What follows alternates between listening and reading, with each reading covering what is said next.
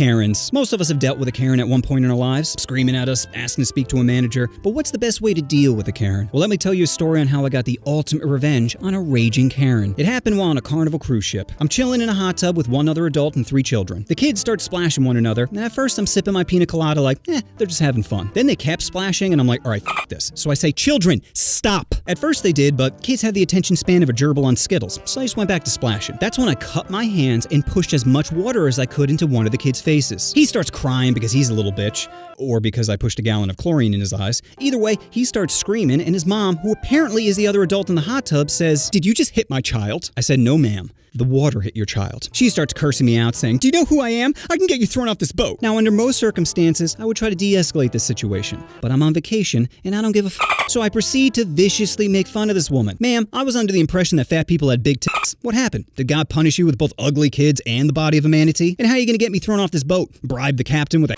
job from your sausage fingers?"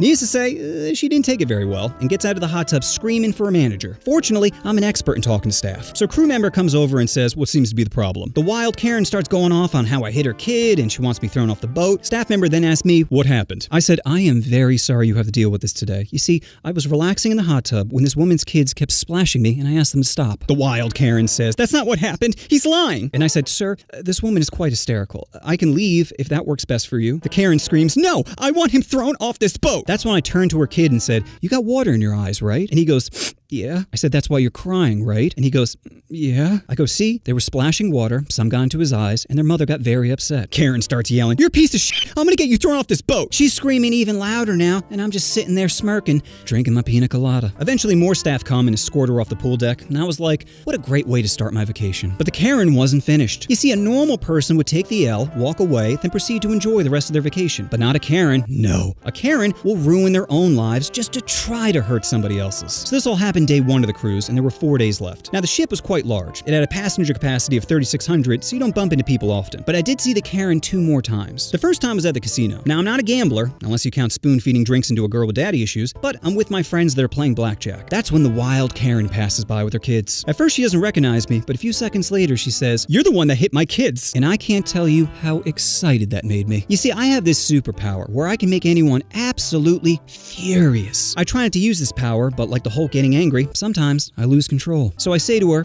"Is that you, fatty? Oh, I didn't recognize you without your sunglasses covering that walrus of a face." She immediately starts screaming, "How dare you, you piece of shit! You have any idea who I am? Security!" By this point, everyone in a 20-foot radius has stopped and is just looking at us, which only makes me happier because I knew they'd have a good story to tell after this. So security comes, and again, they're trying to calm her down. But this time, I took a little initiative. I tapped one of the security officers, and right in front of the Karen said, "Hey, I'm really sorry you have to deal with this, but this woman appears to be quite inebriated and keeps making threats towards me." The Karen says, fuck you, you little piece of shit." Then security grabbed her arm, and I'm not gonna lie, I got aroused. She starts screaming, "Get your hands off me! It's not me, it's him!" Security then escorts her out of the casino as I'm looking at my buddy saying, "Bet you didn't think you'd be this lucky today." The last time I bumped into the Karen was day 4 of the cruise, and it was perfect. They had an adult game show where it was guys versus girls. So I'm on stage with 4 other guys and 5 girls. We're doing silly games like jump through hula hoop and playing leapfrog, but the last game was Dirty Dancing, where the team with the dirtiest dance wins. So the girls go first, and their shit was wild. They go off into the crowd, showing off their best stripper moves,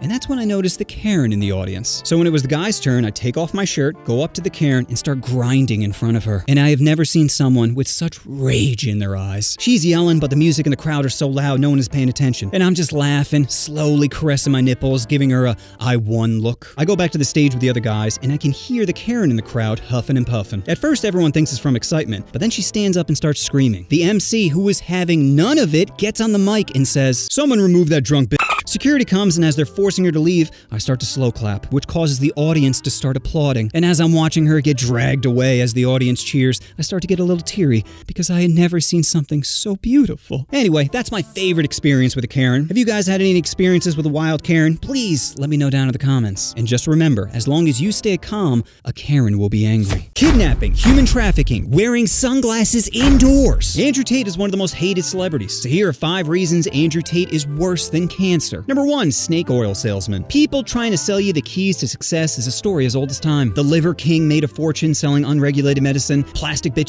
Kylie sell you makeup. Fox News tries to overthrow democracy for ratings. There will always be people trying to sell you BS for money. Andrew is just cornering the chronic masturbator market, where he takes lonely, impressionable men and promises them riches for the low price of $49.99. That's right, for a mere $50 a month, you gain access to Hustlers University, where a simp on a Discord server tells you how much you suck. But the shame doesn't stop there. No. If you get people to sign up, you get a commission. And if they get people to sign up, you get an even bigger commission. Sure, that's exactly what a pyramid scheme is, but it's only a scam if you don't make money. Number 2, trashes women. If Andrew had a tier list, it'd be men, a stray raccoon, then women. Andrew's only 2 turnoffs are women over 23 and equality. If Andrew was in a room with Hitler and a random female and had a gun with only 1 bullet, he would threaten the female with a gun and then sexually assault her. Mr. Tate was thrown off Twitter in 2017 for tweeting, "If you put yourself in a position to be raped, you bear some responsibility." Which does make sense when you don't think about it. You know, in a way, this is your fault. Another absolute gem is when Andrew said, "If we talk about tradition, traditionally, every single man in history had multiple wives, and there's not a single woman who was celebrated for having multiple husbands. Female promiscuity has always been disgusting and frowned upon." I'm just talking about tradition, all right? It's not hate speech. I'm just saying we used to be able to keep black people in cages, but some people just hate tradition, I guess. But perhaps my favorite take quote on women is, "I won't fly in a plane if there's a female pilot." Like he'd take a newbie with shaky hands over a girl with 20 years experience because she has a cooter? Is this what he does every time he walks on a plane? "Let me see your cockpit." "Sir, you're not allowed in there." "Let me see your cock." Number 3, says dumb shit. Andrew has said countless stupid things, ranging from "you're a loser if you like cartoons" to "depression doesn't exist." But my absolute favorite is his take on CPR. "I am extremely versed in CPR. I do know how to administer CPR. However,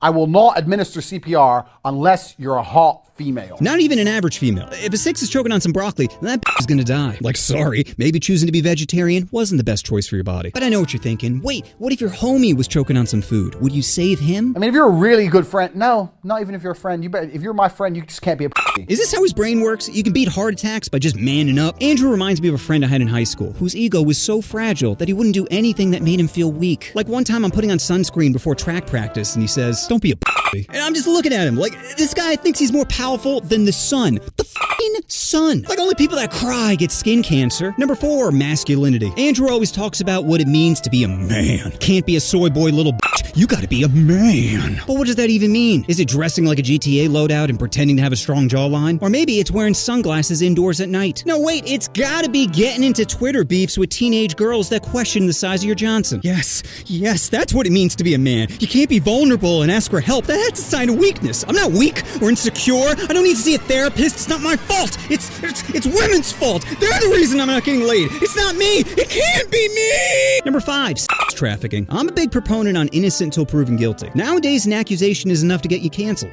It's wild. Jonathan Majors has literally been convicted of nothing, and that motherfucker's career's over. So Tate being accused of sex trafficking doesn't mean he did it. But it is a little sus. I mean, to be charged with both rape and human trafficking after making women aren't people comments is pretty suspicious. Like, we all know there are some crazy biddies out there who will key your car if they see you looking at another woman. But 7 different women all making the same claim? Not a good look. Also in 2017, Andrew was asked why he moved to Romania, and his answer is not going to surprise you. "This is probably 40% of the reason I moved to Romania, because in Eastern Europe, none of this garbage flies. If you're going to go to the police and say he raped me back in 1988, they're going to say we should have done something about it then." He's got to appreciate the irony of moving to a place with less accountability for his actions and then complaining, Of course it's unjust. There's no justice in Romania, unfortunately. Bonus reason, Andrew said he won't meet Drake because he painted his nails. Not him texting Millie Bobby Brown when she was 14. No, it was the nails that took it too far. So those are all the reasons why Andrew Tate is worse than cancer. And I just wanted to close with look. I get it. A lot of young boys are looking for a community to belong to, looking for an identity, looking for a way to gain power and control. But I'm telling you, influencers selling you their Discord server aren't it. Andrew doesn't give a shit about you. He only cares about getting clicks for money. And saying provocative things on social media is a great way to keep people engaged, therefore promote you in the algorithm. Besides, do you really think he wants you to be happy and successful? Because if you are, you'd stop giving him money. So if you're feeling sad and lonely, my best advice to you is get a dog. Because unlike your girlfriend, they can never say no. Andrew Small PP Tate, Andrew Weak Chin Tate, Andrew I Don't Card Tate, Andrew Date Rape Tate, Andrew Tate, or how it's pronounced in Romania, Cockroacha Tate. What is the best prank you've pulled on someone? Is it saran wrapping their toilet, drawing on them while asleep, zip tying a can of Febreze and tossing it in the room?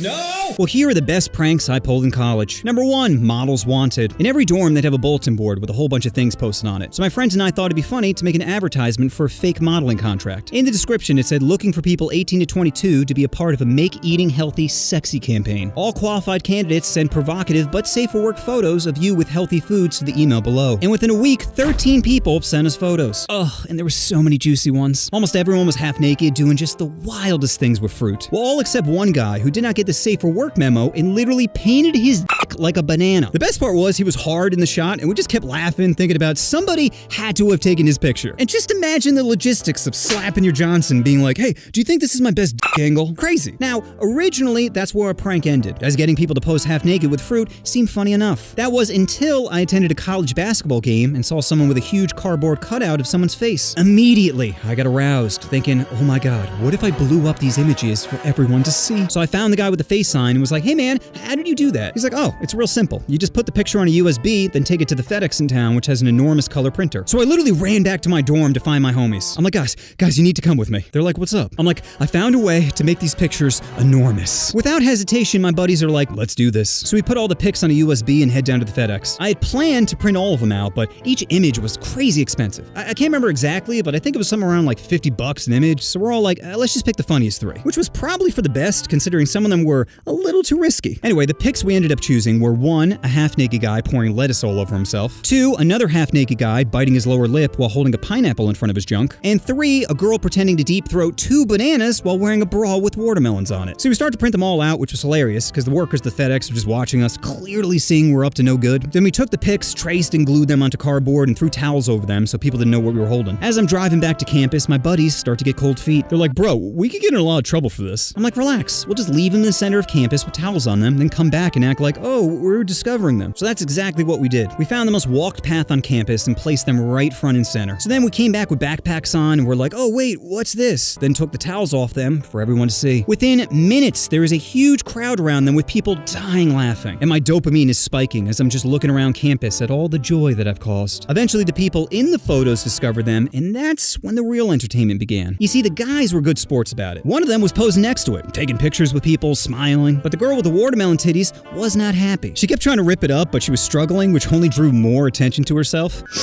It was perfect. Prank number 2, surprise budget. One of my buddies was this massive guy named Teddy. He was 6'5", 320 pounds. Teddy was an overall sweetheart, except when it came to the topic of little people, or as they formerly used to be known as, jits. I found this out one day while walking to class with Teddy when he gets visibly freaked out by a little person on campus. At first I thought he was kidding, like, oh yeah, she's so scary, but after a few weeks, it became obvious that he was actually afraid of little people. So of course, I had to f*** with him. I found the little person on campus who was a lovely woman named Marie. I told Marie I wanted to prank my homie, and she was totally down. So much so that originally I was just gonna have her jump scare him from behind my door, but Marie is like, nah, it'd be way funnier if I jumped out from his closet. I'm like, oh shit, I like where your little mind's at. Fast forward a few days later, and we text Teddy's roommate who lets us in her place. We're all chilling in the living room until we hear Teddy coming up the stairs. I'm like, go, go, go. So Marie books into Teddy's room and hides in his closet. Teddy comes in and is like, sup guys, I didn't know you were here. I'm like, yeah, we were just about to smoke. You mind grabbing your bong? Teddy's like, hell yeah. So he goes to his room and all we hear is... We run to his room and see Teddy has thrown a textbook so hard that it got lodged in the wall right next to the closet. We're all laughing, but Teddy is just yelling, get it out of here! And Marie, without hesitation, says, I'm coming back when you least expect it. In which Teddy replies by throwing another textbook, just narrowly missing her. So those are some of the best pranks I've had in college. If you guys have done any great pranks, please let me know down in the comments. And just remember, sometimes little people make big problems. What is the perfect way to get revenge? Is it putting birdseed on their car, in their shampoo bottle, slowly poisoning their lemonade with Drano? How do you know the best way to get back at someone? Well, here's a story on how I got the perfect revenge. My story begins with the culmination of pure joy, a dog. When I was 17, I had this dog named Shelby, and she was the greatest. Every day I'd come home, she'd shower me with love. No matter how bad my day was, it was hard not to crack a smile as she laid in my arms for belly rubs. But Shelby technically wasn't my dog. She was my sister's dog. However, after the first month of rescuing her, my sister just left her with me and my mom. For 3 years, my mom and I lived with this bundle of joy, until one day Shelby had a cut in the side of her neck. I was thinking it was one of the neighbor's kids as my maternal instincts kicked in, like, if they hurt you,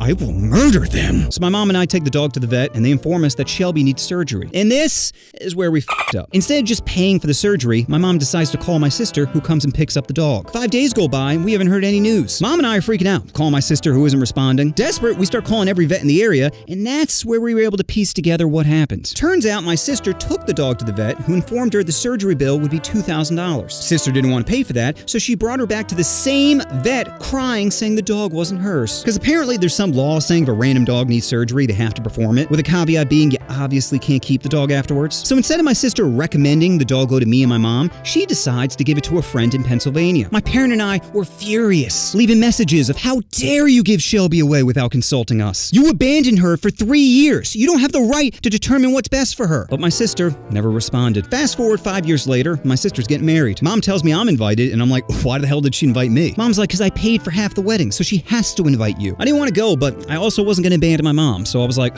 all right, whatever, I'll go. Mom's like, good, now you just got to get her a gift. I'm like, she took Shelby away. I'm not getting her dick. Mom was like, if you don't get her something, I'm putting $50 in an envelope and saying it was from you. I'm like, all right, I'll get her something. Jesus. So I searched around my house for some crap to throw in a box when I came across my dog's old chew toys. Most were torn apart, except for one stuffed toy that was a little devil, where if you squeezed it, it'd say, "The devil made me do it. The devil made me do it. Ah, ah, ah." I'm like, perfect. So I put it in a shoebox, wrote the name Shelby above it, and wrapped it in Jewish wrapping paper. Why Jewish? Because that's what I had laying around my house, and there was a 0% chance I was going to spend any money on this gift. So I go to the wedding, put the gift with the other presents, dance with my mom for a few hours, and then head back home. The next day, I have a threatening voicemail from my father, who I haven't talked to in years. I'm like, what the hell is this about? So I call him up, and he proceeds to curse me out, saying I should be lucky he didn't tell people where I lived. I'm like, what are you talking about? He's like, the hate crime you committed at the wedding. I'm like, whoa, hate crime? He's like, his family is Jewish. You knew what you were doing with that present. And then it all hit me. You see, what happened was my sister decided to open up gifts at the wedding, which is wild, because you're basically just throwing shade at different people. Oh, a toaster, Jerry? That's nice. And Becky got us a $200 gift card to Target, but a shitty toaster's just as good. So when she opened up my gift, the entire groom side of the family somehow took a stuffed devil doll in Jewish wrapping paper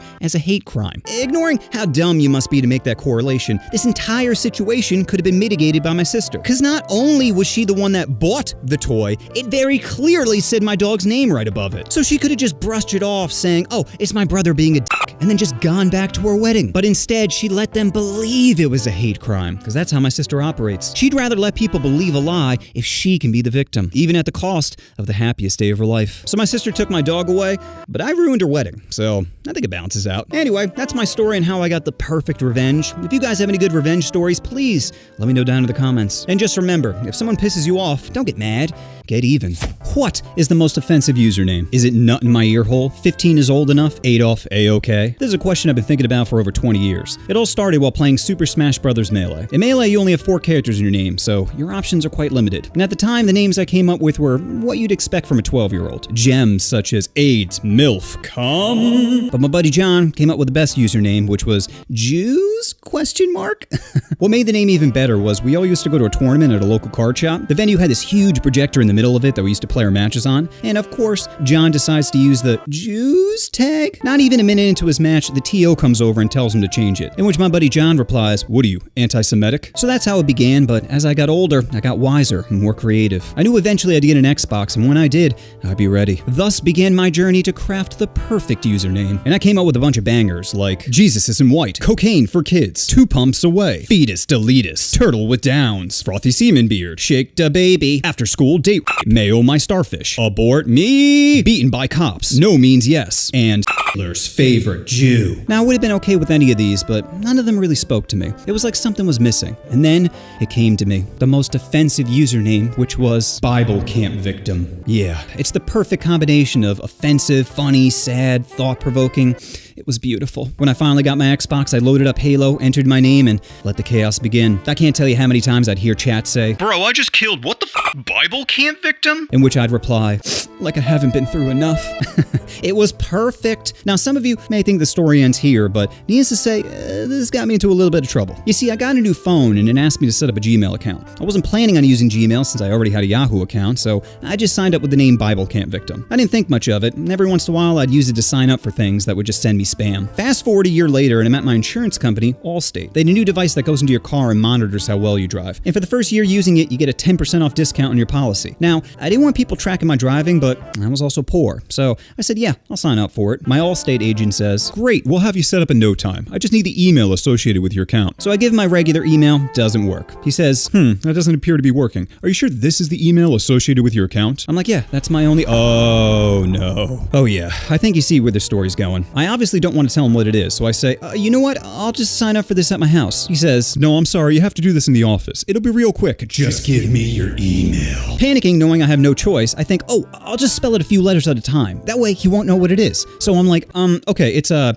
B-I-B, L-E-C-A, M-P-V-I-C, T-I-M. He types it in, takes his hand off the keyboard, pauses, and says, So it's Bible camp victim. and I said, at Gmail.com. Pretty embarrassing, but it gets worse. The email works, but apparently they need further authorization. So my agent has to call someone else in corporate to make it go through. He puts the phone on speaker and the corporate person says, Hey, am I speaking to Steven? I'm like, yes. They're like, Great, we'll have you set up in no time. Brian, my agent. you mind telling me the email? So he just comes right out and says, BibleCampVictim@gmail.com. person on corporate pauses and says, I think I misunderstood you. What was the name? again, he says, BibleCampVictim@gmail.com. corporate person pauses again and says, Is this a prank? Brian is like, No, that's actually his email. corporate person asks me, Steven, is your email in fact Bible Camp Victim? and I said, at gmail.com. Moral of the story is, if you're going to change your username to something offensive, make sure to use it at Allstate. They'll have you added there in no time, and their look of disgust will be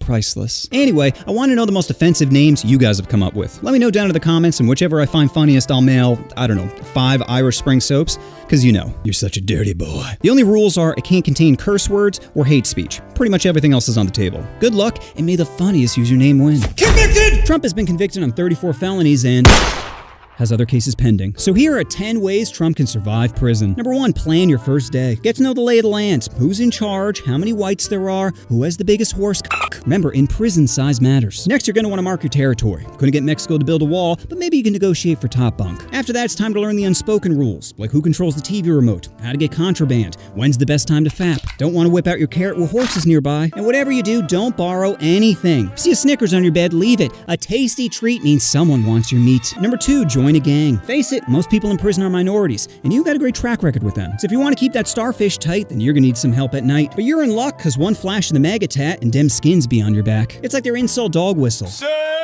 Then once you have help, it's time to find a scapegoat. Could be blacks, Muslims, ugly women, but I recommend the tried and true border crossers. Time to build a wall between them and basic human rights. Sorry, Pedro, this is my cell now. Me llamo Jesus. Whatever, string them up. Por favor.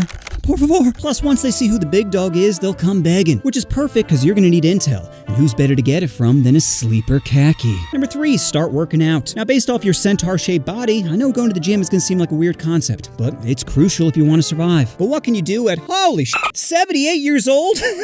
Well, let's start with getting up. Slap it, take a pill, find a buddy, whatever it takes, just get out of bed, Gramps. Then there are plenty of ways to get that heart rate up. There's human snake, rocking in sadness, and of course, golf. Sure, it's no 18-hole, but if this experience taught you anything, is you just need one hole. And guess who always wins? That's right, little Donnie. If your roommate can't accept the results from your election, then he might get deported. Now, what's to stop you from asking for a room alone? One word, validation. What's the point of being awesome at everything if someone doesn't praise you for it? Businesses, elections, cheating on your pregnant wife? No one's better than you. Besides, if you could use a spotter, someone to lend a hand, someone to help you push harder, someone to help you from going soft. Number 4, always fight back. In prison, showing any sign of weakness is like ringing the dinner bell for predators. Fresh meat over here. So if someone's coming for your rear, then push away the tears and call him a queer. Don't let him go gentle into your dark night. Fight back. Aim for his eyes, his throat, his grandmother's Medicaid, whatever will hurt him most. Remember, it's not about winning. It's about sending a message. You need to let everyone know that this Cheeto is extra spicy. But considering you're 78 years old, it's gonna be hard to clench those cheeks. So if you ever backed into a corner, then just call the guy a diddler. No one likes diddlers in prison. You're only convicted of sexually abusing a woman.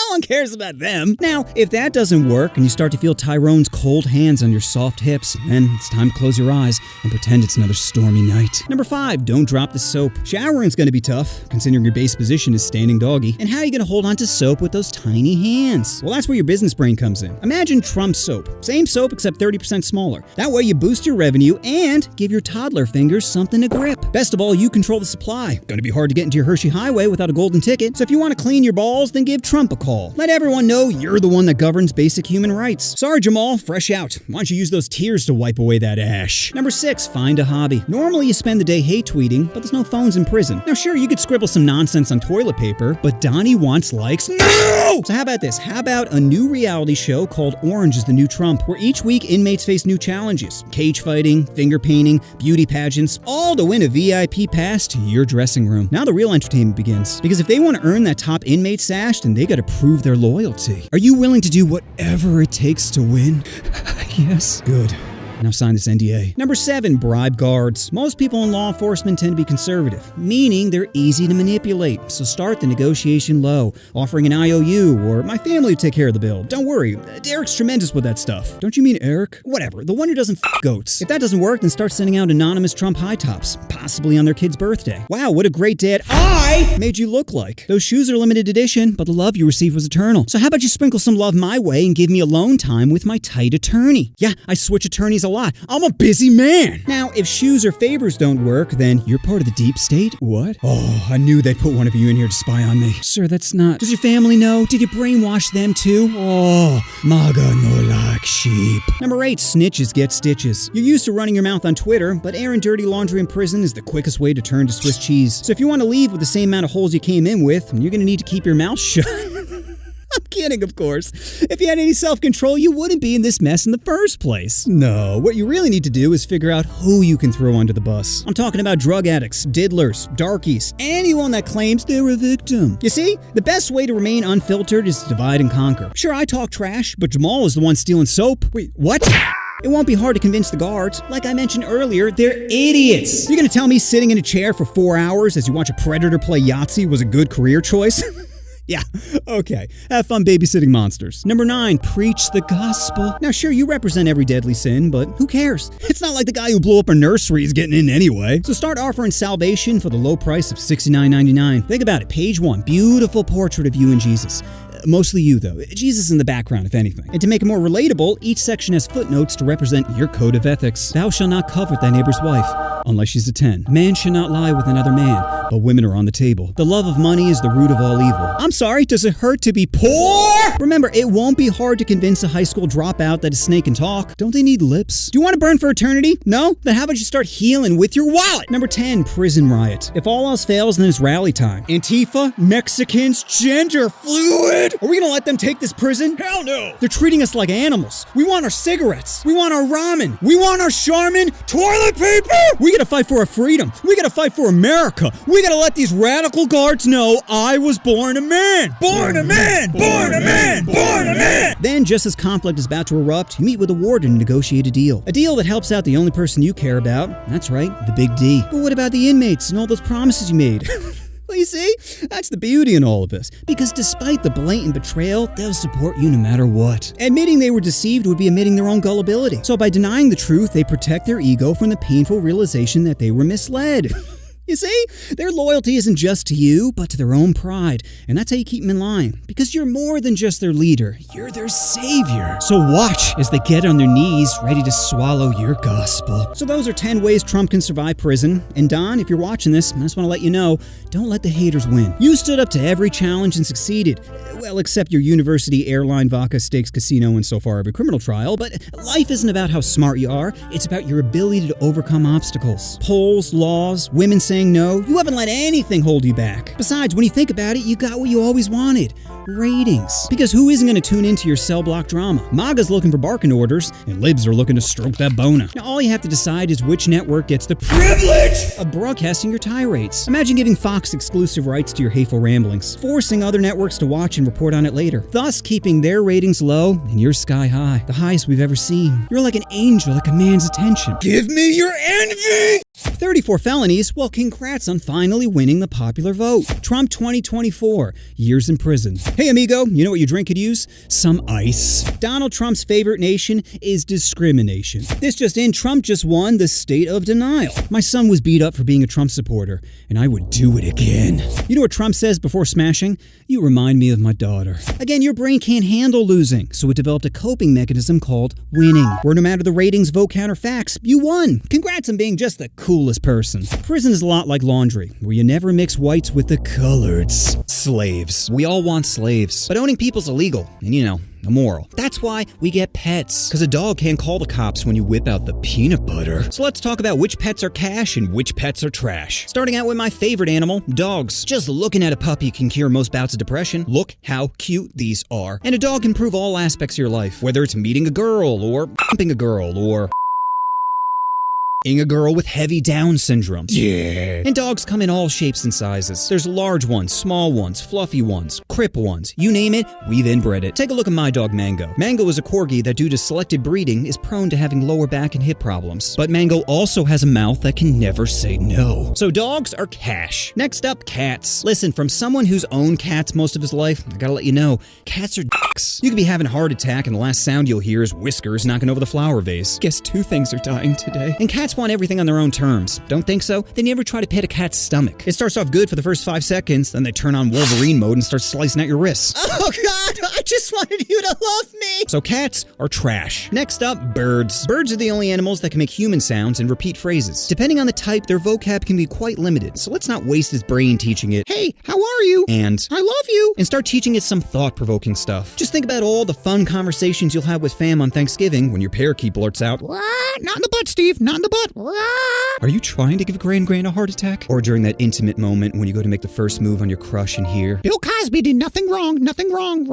Start having her think twice about what was in that wine. So birds are total cash. Next up, fish. Fish are great if you have no time for animals, but want something cool to look at that won't whimper when you forget to feed it for 4 days. A fish tank can be a decorative aspect of a room, but most of the time it just comes off that you're lonely. Nothing says this box of condoms hasn't been touched in months like a fish tank at your bachelor pad, where your fish are the only thing getting wet. So fish are trash. Next up, pigs. Pigs are great because they don't shed, live 15 to 20 years, and when they die, you can forego that coffin for a new Black & Decker grill. How could you eat a pet? Well, it's a lot like going down on a girl. There are better things I can put in my mouth, but it's the only way to stop her from squealing. So pigs are cash. Next up, skunks. The skunk can be used as both a cuddle buddy and a great home defense system. You think there's any chance of your place getting robbed if they see 2 fart squirrels playing in the backyard? No one would risk opening that window and taking mustard gas to the face. You can't teach a skunk to spray someone. Hey, they taught Cardi B how to read without biting her tongue, so I'm pretty sure you could teach a skunk how to throw an air biscuit on command. But if you still don't feel comfortable having this furry time bomb waddling around your crib, then you can always have its scent glands removed, which I'm pretty sure is when a doctor sprays Calvin Klein in his hand and just kind of bangs it for a bit. So skunks are cash. Next up, sugar gliders. Sugar gliders can be potty trained, but they frequently urinate on their handlers, making them the R. Kelly of marsupials. I believe I can fly. Side note, whenever you Google R. Kelly, a little girl should pop up holding a sign saying, "Are you sure you want to enter the splash zone?" But personally, I'm not into showers, so sugar gliders are trash. Next up, snakes. Face it, the only people getting snakes are rappers and white people. Only white people would look at that scaly demon mouth and say to themselves, I think I'll keep that in my bedroom. Since some animals like dogs show affection, many assume because you feed a snake, that somehow cares about you. When in reality, the only reason it doesn't eat you is because your fat ass is too big. And the only people I want throating me are girls with daddy issues. So snakes are trash. Next up, hamsters. Hamsters used to be more popular, but then queers started ordering theirs. This one's so stupid. Okay.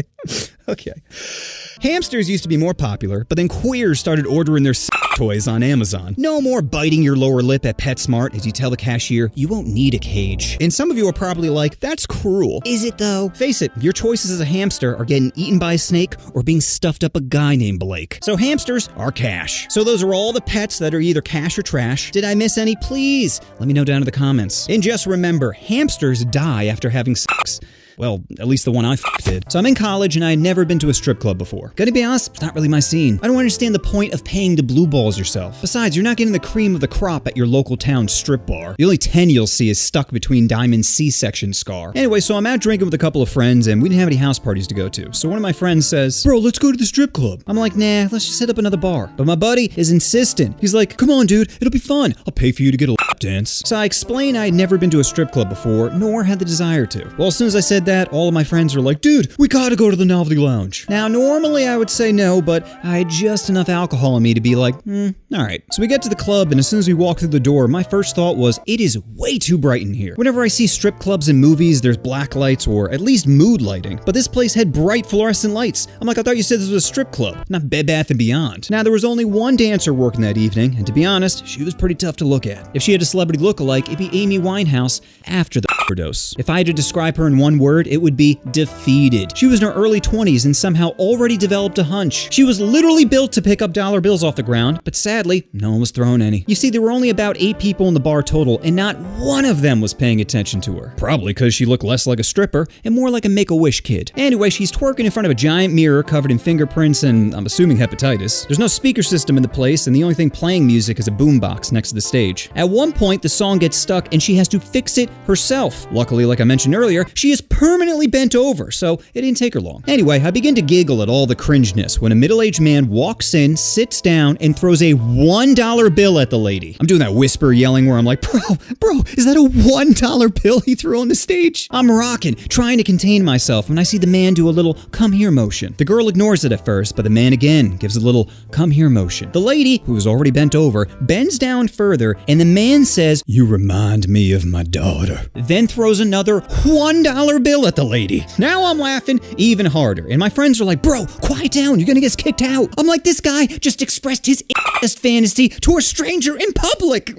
My friends are like, seriously, you need to shut up. Then the bouncer, a large black man, comes over saying, You need to leave. I'm like, if anyone should be kicked out, it's Captain Taboo over here. That's when he grabbed my arm and reality set in. He drags me to the door, tosses me out, but luckily 3 guys were walking in at the time and they essentially catch me. One guy just yells, dude, and I'm like, my B, and I just hustle away, hysterically laughing. So you may think the story ends there, but a week later I'm sitting down getting my oil change when a man walks in that looks oddly familiar. You ever look at someone being like, I know this person. The hell do I know this person from? That's when it hit me. It's the incest guy from the strip club. And now this is a little f***ed up, but his paperwork was on the table, so I glanced over to see his name. Then on a hunch, I plugged his name into the sex offenders registry list, and it turns out he's a level 2 sex offender. Not only that, but he has a wedding band on his finger that definitely wasn't there when he was in the strip club. I'm like, oh shit, maybe this guy wasn't looking for a lap dance. Maybe, just maybe, he was looking for his next victim. So that is my one and only time in the strip club. My friends and I had plans to go back a few years later to see if the hunchback was still working, but we found out through Facebook she had a new job. Care to take a guess what it is? Well, I'm sorry, you were wrong. It's cat therapist. Yeah, apparently that's a real thing, which does make sense because she did like showing off her dealing drugs, punching a teacher, pouring olive oil on stairs, and pulling the fire alarm. There are plenty of ways to get suspended in high school. So here's a story on how I got suspended. And yes, it involves those. It all started this summer before my senior year. I was working a job at my school where me and a bunch of underpaid students would help move around furniture, basically taking everything from one classroom and moving it to another. Our supervisor was a guy named Pedro and was the only lazy Mexican I've ever met. The dude would bark out orders every day like a slave master. Listen up, I need you guys to take all these desks and move them to the second floor. But Pedro, my back really hurts. Don't talk back to me, boy. The only nice part about the job was I got to see my entire school. Almost every door was unlocked and I got to see where everything was kept. Well, every door except for the principal's office. That wasn't until one day when Pedro says, All right, kids, we gotta move everything from the principal's office to another room. So as he opens the door, I make a mental note of which key he used. You see, this is where I began to hatch my scheme. After that, I really started to watch Pedro, like DiCaprio at a high school graduation, studying his habits and routine. I noticed that every day at 11 a.m., Pedro would take a lunch break in which he would leave his keys inside the janitor's closet. So one day when he drops off his keys, I quickly grab them, take the one I need, hustle to Home Depot, make a copy, hustle back, replace the key, all without him noticing. As soon as I got home, of course I had to show all my homies. All of them are looking at the key like the first booby they've ever seen. Whoa! Oh my god! It's so hard. So what's the plan? Well, I was thinking we could take everything from Principal Murphy's office and move it to the middle of the track field. Friends are like, genius! Now what I didn't tell my friends is I was also planning on leaving a huge toy on his desk. So that afternoon I went to Spencer's and bought the biggest dildo I could afford. The cashier, who's trying not to smile, bags it up and says, You want the receipt inside? I'm like, sure, whatever, knowing there's no way I'm gonna return it. Fast forward to senior year and it's a crisp Wednesday morning when the bell rings between second and third period. I'm about 10 feet away from the stairwell when thousands of bouncy balls start to pour out from the ceiling. It turns out a few of my classmates got on the roof, opened up the skylight, and dumped a Hiroshima bomb of bouncy balls. It was pure chaos. People laughing, slipping, huddling for cover.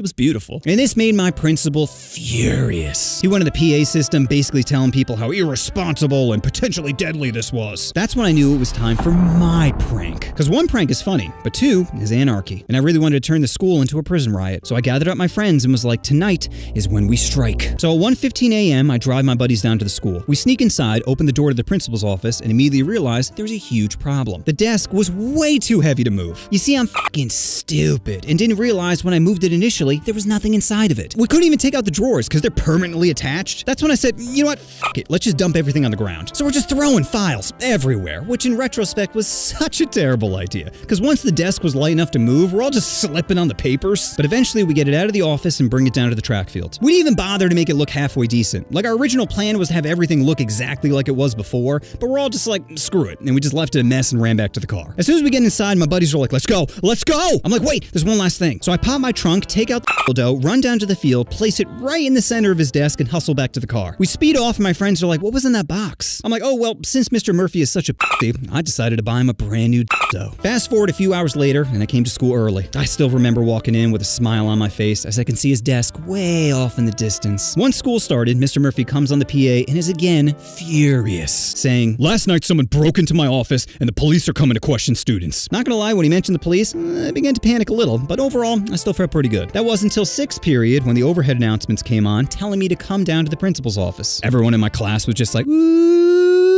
So I go to the office and Principal Murphy sits me down and tells me to confess. I'm like, I don't know what you're talking about. He says, don't give me that bullshit. I know you did this. I'm like, I'm sorry, did what? He says, you know, you're just like your deadbeat sister. And that's when something inside me snapped. I'm like, this motherfucker is trying to bring my family into this? Nuh-uh. So I say to him, wait, what happened to your desk? It looks a little disheveled. He says, I'm not the person you want to fuck with. And I said, hey, I don't see a wedding band on your finger. It doesn't look like anyone's fucking with you. He says, if you don't confess, I'll have you expelled. And I'm like, what evidence do you have? Hearsay from classmates? He says, no, you left the receipt in the d***o box, stupid. And right on the receipt, it says my full fucking name. And I'm like, no, how did this happen? Then I remembered, oh my God, when the cashier said, do you want the receipt inside? I thought he meant inside the bag, not inside the box. But even with overwhelming evidence, I still said, oh, hey, there's my d***o. I've been looking for that everywhere. Needless to say, he doesn't buy it and suspends me for a week, which my mom eventually complained down to 2 days. When I came back to school, everyone treated me like I was the man. And I'm just walking around smirking, going, I don't know what you guys are talking about. Oh, but by the way, did you guys hear Principal Murphy likes big black dildos? So what did I learn from this? Well, 2 things. 1, rebelling against authority is a great way to become popular. And 2, when buying a dildo, never ask for a receipt. You know what you want to do. Oh, you want to push that subscribe button. Oh, push the button. Push the button.